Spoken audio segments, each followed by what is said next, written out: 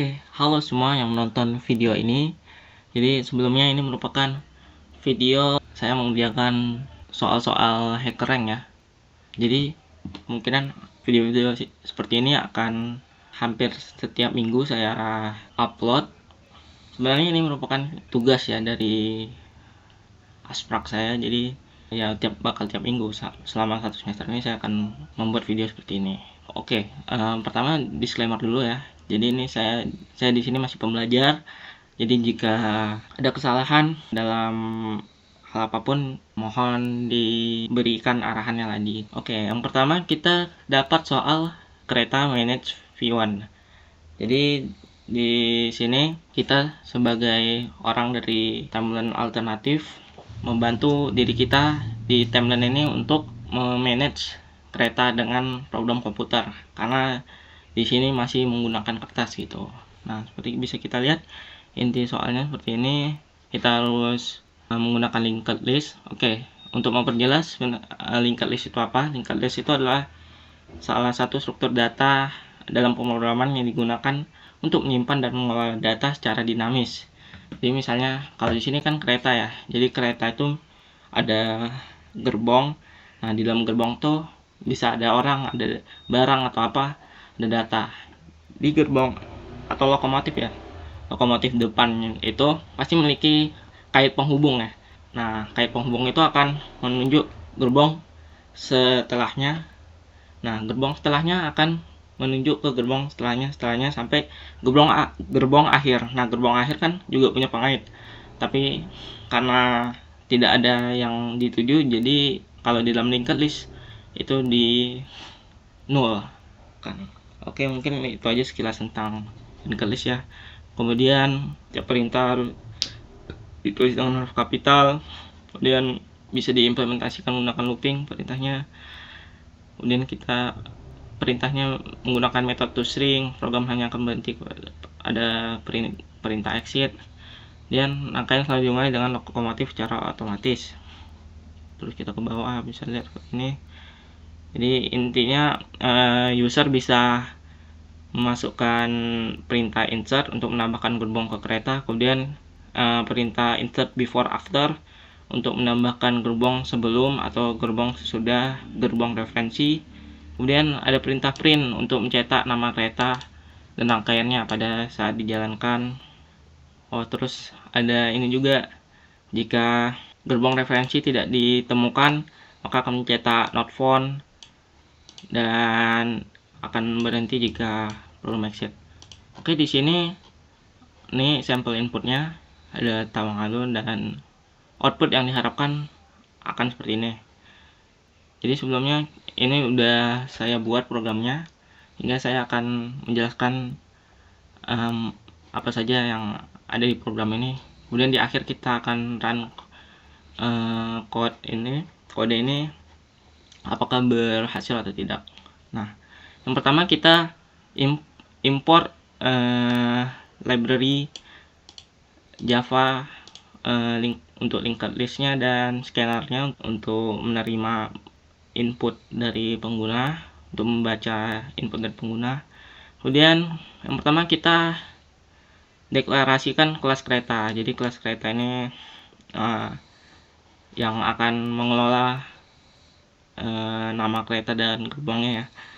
Nah, di kelas kereta ini ada apa aja? Yang pertama kita buat atribut nama keretanya. Tentu kereta pasti ada namanya, kayak yang contoh di atas ada tawang alun ya. Kemudian kita buat atribut gerbongnya dengan menggunakan prinsip linked list yang sudah saya jelaskan tadi. Lalu kita buat konstruktor. Jadi baris 8 sampai 11 ini merupakan konstruktor. Jadi ketika objek kereta dibuat, konstruktor kereta ini yang akan dijalankan. Yang apa aja yang ada di dalam konstruktor ini? Pertama akan membuat linked list gerbongnya. Kemudian akan menambahkan kata lokomotif. Jadi lokomotif itu sebagai head. Kalau di konsep linked list kan ada head, ada tail.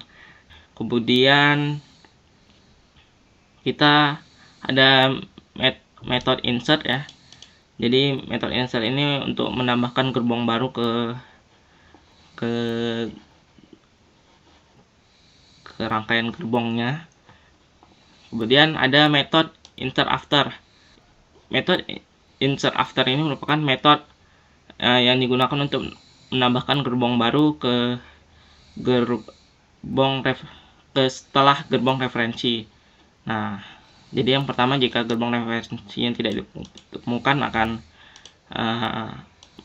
mencetak not found, dan jika ditemukan akan menambah gerbongnya. Kemudian ada metode insert before. Ini sama seperti insert after, tapi akan menambahkan sebelum gerbong referensinya. Kemudian ada metode print ya. Nah, ini akan mencetak nama kereta dan gerbong-gerbongnya. Oke.